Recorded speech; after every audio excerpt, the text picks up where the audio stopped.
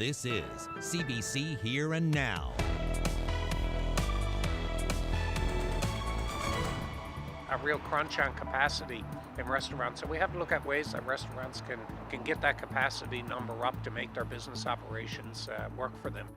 Could more sidewalk dining become a fixture in downtown St. John's? What about more room for pedestrians? The city looks at how to reimagine downtown as businesses reopen. $17.96. It's the taste of something normal in a world that's anything but. This popular food truck has been running a very successful drive-thru over the last couple of weeks. I'm Jeremy Eaton. I'll have that story coming up on Here and Now.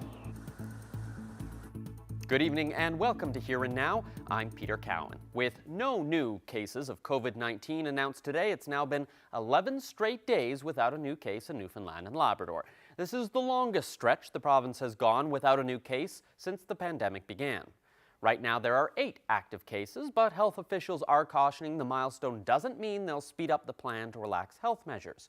The province plans to wait a full 28 days before moving to Alert Level 3. The earliest that could happen would be June 8th. The province released the details through a news release today. The daily briefings will resume tomorrow. When restaurants start reopening, they face a problem. Physical distancing means a lot less room for diners. Other cities like Calgary, Vancouver, and Winnipeg are looking at allowing businesses to use more outside space, turning a parking space or sidewalk into a patio. The mayor of St. John's says similar changes may be coming to busy downtown spots here. An idea, what's the vision that you could see, for example, for Water Street coming this summer? Well, we're looking at some of those options now, Peter. We have we're consulting with downtown St. John's, and we're working with the different regulatory authorities this week, hopefully meeting and discussing what some workable options are. Once they're developed, then downtown St. John's will go back to their membership, as well as the George Street Association will be involved, and get feedback from the businesses. So this process will happen fairly quickly, and then we can see where we go from there. What sort of options are on the table? Could we see, for example, Water Street here be turned into pedestrian only for a period of the summer? Yeah, it could be. It could be that could be one of the options. It could be better use of the sidewalks and the parking lanes in order to address some of the capacity issues of the businesses downtown. So, you know, I mean, I think it's completely understandable that businesses are going to need a lot of help in getting through the reopening phase and getting back up and running, and we want to be able to assist them in whatever way we can. What about the concerns about parking? Because you hear the minute you turn a parking space into a patio, you're going to make it a little more difficult for cars to be able to come down. You know, there's capacity in the parking garages. There's capacity on Harbour Drive. We're installing our new paid parking initiatives very soon. So parking would be an issue, but it's a trade-off. And but certainly available parking is one of the things that's important to businesses. So we have to make that work with the businesses, and that's some of the feedback that we'll get. What have you heard so far from businesses? What would they like to be able to do here? Well, I think one of the major concerns here is with the physical distancing requirements is or what's expected in that phase. We're going to be seeing a real crunch on capacity in restaurants. So we have to look at ways that restaurants can do that, can get that capacity number up to make their business operations work for them. So that's a big thing we hear. The other thing is the attraction back to downtown. We're going to have a lot of people that are going to be out around. People love to come downtown for a walk. This is not a new concept. It was done in the late 60s. It's something that's been talked about, I think, ever since, and it's something that I'm personally interested to see how it all comes together. So could we see pedestrian-only streets, for example? Well, you know, that's certainly an option, but I mean, we have to look at that with the with our traffic people and with the fire department and with the Service Newfoundland and Labrador, and hear from the businesses what they want. But you know, that's something that's certainly a possibility for a period of time. Now that Memorial University has decided to hold most of its courses remotely for the fall term, programs that are more hands-on are having to rethink how they provide instruction to students. The School of Music is one of those departments, but the dean says they're adapting to a new reality. Here Now's Heather Gillis explains. Ben Diamond is in his third year of guitar performance at Munn's Music School. This September, classes at Munn will be taught remotely, a difficult task for subjects depending on hands-on instruction. It's going to be rather hectic and challenging.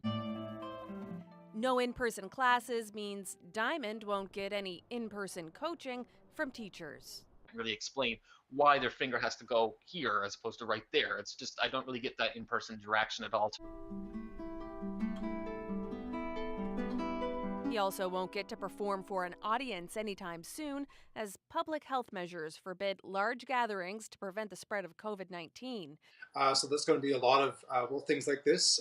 But the music school's dean, Ian Sutherland, says they're adapting, looking at new ways to teach and share music.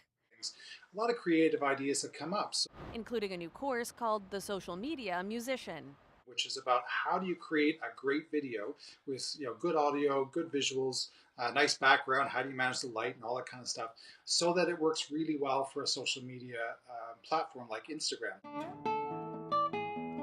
It's something Sutherland says is important as more people are consuming the arts online since the pandemic began. Diamond says he's excited at the prospect of the course. And so any way that we can possibly learn how to not just market ourselves and interact, but to produce something that's really appealing to the audience is something that we really need right now. And I think that this course is going to really benefit everybody of all programs.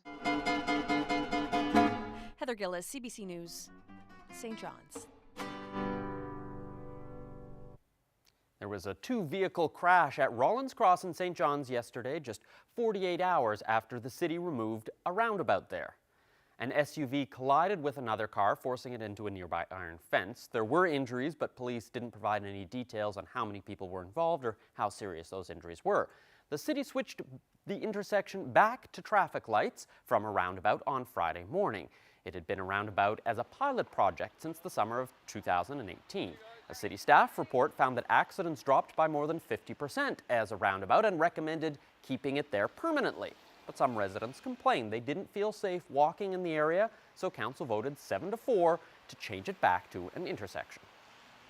Any decision that's made by council or any government is not just based on pure statistics, it's based on feedback that we receive from the residents, feedback from users of the area, our own personal experiences.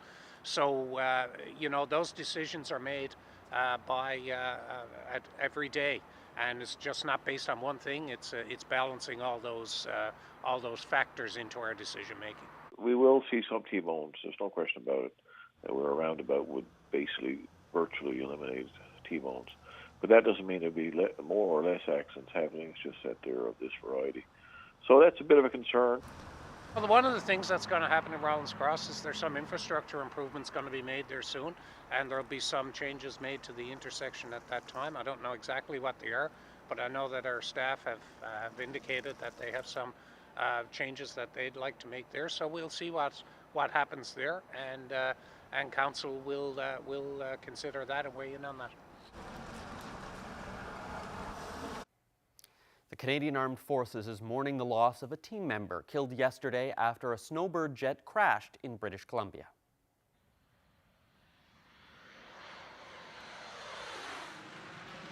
It happened as 2 of the 9 planes took off from Kamloops to perform a fly-past over the Okanagan region. Witness video shows an aircraft veering upwards before a nosedive into a nearby residential area. Captain Jen Casey, a public affairs officer, was killed. The pilot, Captain Richard McDougall, was seriously hurt, but his injuries are not considered life-threatening. The team was in BC after performing over multiple cities from east to west, paying tribute to healthcare workers during the pandemic. A stroke and visitor restrictions at the Health Sciences Centre have separated a couple who split their time between this province and Quebec. Now, it could be a couple of months before the couple can be reunited.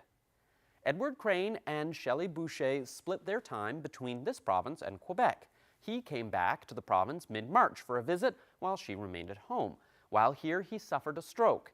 Ever since, Boucher says it's been hard to get information from the hospital on her fiancé's condition, and she says his transfer to rehab is on hold.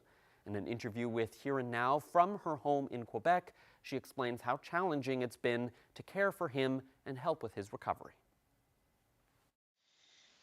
He was rushed to the hospital in St. John's, and we got a call that day saying that, you know, they didn't know if he was going to make it through the night, and then he was rushed into ICU.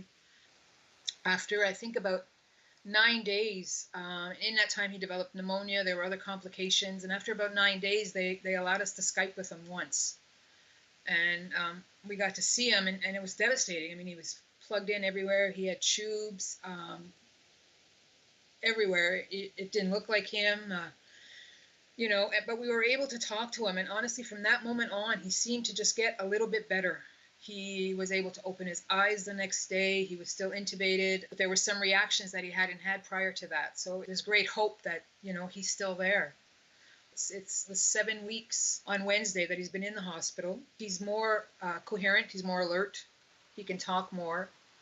He's paralyzed on one side, and hopefully he does have some feeling, so hopefully physio is going to work with that. But there's this disconnect, not only in being able to support him and encourage him and motivate him, you know, but the information coming back and forth from the hospitals.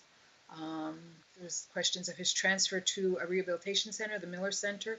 He wasn't motivated, and he wasn't getting out of bed, and he wasn't being sat up in a chair. And, you know, and we all, as a family, talked, and we just assumed that, you know, once he gets to the Miller Center, therapy will start, and you know, so they put his transfer on hold because he wasn't motivated. And, you know, so that it's just been really hard to know, you know, where he's going, you know, what we need to do to help motivate him on, to help push him. Mm-hmm. And he's just so lonely, and we all are, you know. All he says when he calls is, why can't I see you? Why can't you come? Sorry. And, you know, we talk about COVID, but I'm not quite sure he understands that concept. He just feels so alone. Mm-hmm. The nurse practitioner gives us updates on their plan and some of their care, but simple things like what kind of physio is he getting when he's in there? How many days a week? It's very inconsistent. It's only when they have time. The nursing staff has been wonderful and amazing, but we sent him in his own iPad. So we have it geared up where when we call, it answers himself. So he doesn't have to press any buttons. He doesn't have to answer it. That's our only means of communicating with him right now. It's the only way we can let him know that we're here. Mm-hmm. It's really difficult. You know, I feel like I'm a pain in someone's butt because I'll call in the morning and say, can I please get him in a chair today, this morning? You know, some things are rushed. You know, when he's eating, it takes time. You have to hand him the spoon so he can feed himself. And, you know, it's a lot easier just to feed him, right? So, but that's not what he needs. He needs to be able to start to acquire some of the skills that he's going to need when he's discharged. And not being there, not helping motivate him, not, you know, knowing how many times he gets up in a chair a day or for how long. You know, the other day I kept him on the phone or on Skype for an extra 20 minutes because he wanted to go to bed. But I knew that, you know, another 20 minutes in the chair is just going to make him that much stronger. But, you know, he's discouraged. He thinks he's disappointing us because everything seems so hard. And that's what he keeps saying. It's just hard. I just need you here to help me. But I just want to know when I'm going to be able to see him. Shelley Boucher does have permission to arrive back in this province soon. She plans to isolate for 14 days. After that, she'll still have to wait to see Crane. She says her request for visitation has been declined. In a statement, Eastern Health says they do have daily calls with patients' families if the patient authorizes it, and it's developing a standard operating procedure for calls with families. Eastern Health says visitors are only allowed in extraordinary circumstances where a person needs a caregiver for decisions and assistance above and beyond. What their programs provide Boucher is hoping COVID-19 related restrictions will soon be eased in St. John's. A food truck known for its long lineups has had to completely overhaul how it serves food. The owners of Johnny and May's had to quickly adapt to save their food truck season, but thanks to online ordering, the St. John's truck is now selling hundreds of burgers from Thursday to Sunday. Here now's Jeremy Eaton took a look. Order up. Johnny and May's trailer is used to long lineups. However, due to COVID-19, it had to flip its burger-based business model. The difference for us is we're pretty well known for our lineups daily, and now we have converted into a full drive-through service. Co-owner Kyle McKenna quickly moved to get a website set up, giving people the chance to order online and have contactless pickup. Yeah, a little hungover, so it'll be great. When the pandemic hit, Alicia McKenna feared their food truck dream would be a nightmare this year. I feel like it's bringing normalcy back to our lives. You know, this is what we love to do, and we didn't necessarily think we were even going to get to do it this year when everything with COVID-19 happened. So I just feel like we're so grateful that people still want to come out and enjoy a burger and fries, because that's our normalcy too. But their food has loyal followers, and a long line of cars and trucks snake through the St. John's Church parking lot, which means hiring extra staff. Right now, the website offers one combo for $50. It's called the Junk in Your Trunk combo. Our jalapeno Dorito burger, it has our chicken Caesar sandwich, hand-cut fries for 2, a large gravy, and 2 cans of Pepsi. Due to physical distancing, we couldn't get inside of the truck, but staff here cook up to 250 burgers a day. Last year I would do about half of that in a day. The drive-through has been very successful. It's people are following the instructions. It's going really well. The brown bag is handed off to the delivery staff, who safely drop off the delicious goods. Parking lot staff has been saying that people, it's like Christmas when she brings their food to their car. People are so excited that we're back and we're serving food. So it's nice to know that, you know, everybody kind of missed us as much as we missed them while we were closed. 2012. In the 2 weeks since it's been online, the McKenna's website sees a lot of traffic, with orders filling up on Monday, and then they are often sold out by Thursday when the truck actually opens. Ready to roll for? Yes. I'll put it in the back. Ed Hartling patiently sat in line waiting for his burger. I've been waiting for it to open all year. I mean, I've been a huge fan of them since back when they were on Elizabeth Avenue, and now they've got this new one there, so I'm a huge fan and can't wait. It's a good way to start summer. 1918, excellent. The McKennas hope they can soon expand their online menu to give people like Hartling a little taste of something normal. Jeremy Eaton, CBC News, St. John's. Enjoy. Enjoy now. You're going to notice some cooler temperatures are going to move in for eastern areas of the province tomorrow, and then we're going to see a little bit of a warm-up towards midweek. I'll have all the details coming up.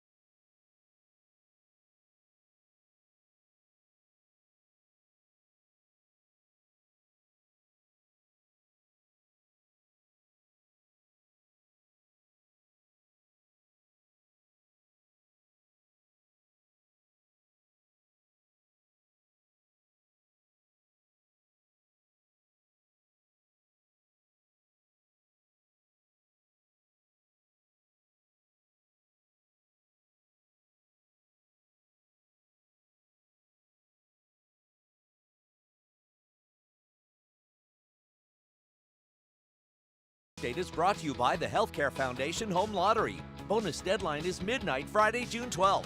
Order tickets now at hcfhomelottery.ca.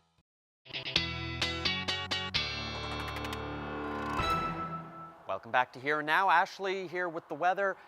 A bit of a mixed bag for a long weekend, May 2-4. I got out for a hike on Saturday. I still needed my gloves, but at least I didn't come across any snow, so that was good. Yeah, here on the eastern portion of the island anyway, we didn't see any snow, but some flakes did fly through areas of central. But yeah, overall not a bad weekend. The good news was that the winds were relatively light across the board, so it made these cooler temperatures feel a little bit better. Let's take a look at where we were sitting today. Not a bad day out there at all. Again, with that lack of wind, temperatures are a little bit warmer, about 8 degrees in Gander, 10 in Terra Nova, and 7 in St. John's. We've got those temperatures on the plus side of the mercury as well up through Labrador. Happy Valley Goose Bay currently, or rather saw a high near 6 degrees earlier today. So we do have a little bit of a low pressure system just to the south of us. That's bringing some scattered showers, certainly through central, seeing some steadier rain, and then on the coast as well. That will generally continue as we head through the overnight tonight. But if I zoom out a little bit, I'm not sure if you can see that now. Tropical Storm Arthur formed just to the south, affecting North Carolina tonight. The good news is we're not going to see any effects of that. That's going to head offshore, but certainly something to keep an eye on over the next couple of days as it heads towards Bermuda. But it's not, like I said, affecting any of our weather. So we are going to see these unsettled conditions continue though. So rain expected or showers overnight tonight, and the winds will stay generally light. And then as we head into the early morning hours, we're actually looking at the potential for a few flurries, certainly for eastern areas of the island over the Avalon. Could wake up to a few flurries even into the first half of the day, and temperatures will be notably cooler than what we're seeing today. But overall, those winds again staying light, the chance of showers, some cloud cover expected pretty much across the board with some peaks of sun. And then up through Labrador, not a whole lot happening for you either. You should actually see the skies clear as you head into Wednesday morning. Here's your temperatures. Beautiful in Lab City tomorrow. Double-digit temperatures, 10 degrees, and then 9 in Happy Valley Goose Bay.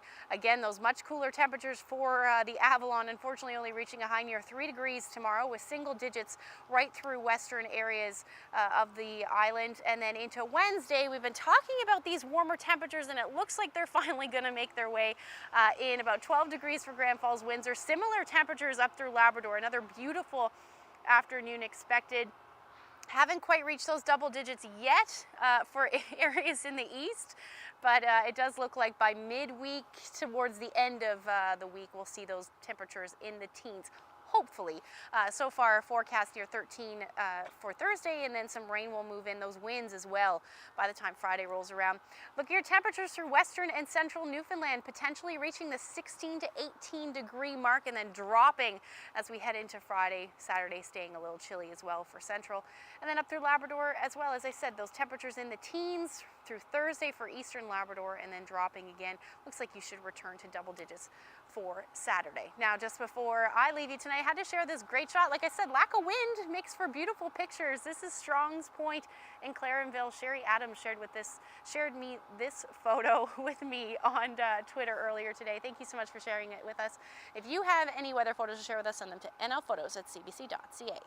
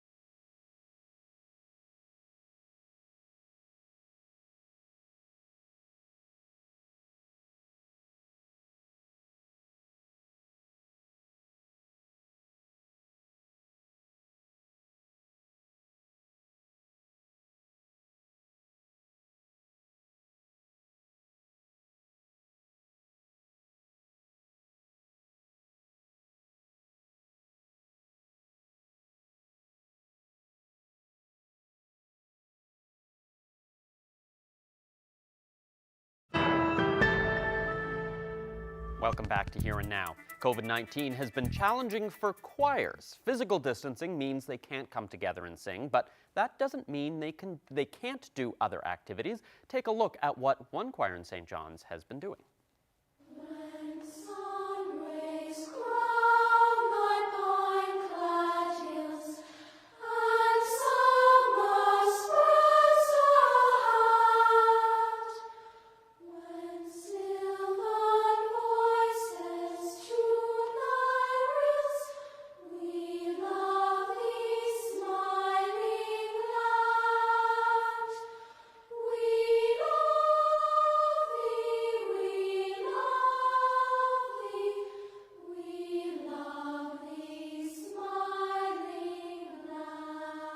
We're going to leave you tonight with this video put together by Shalloway Children's Choir.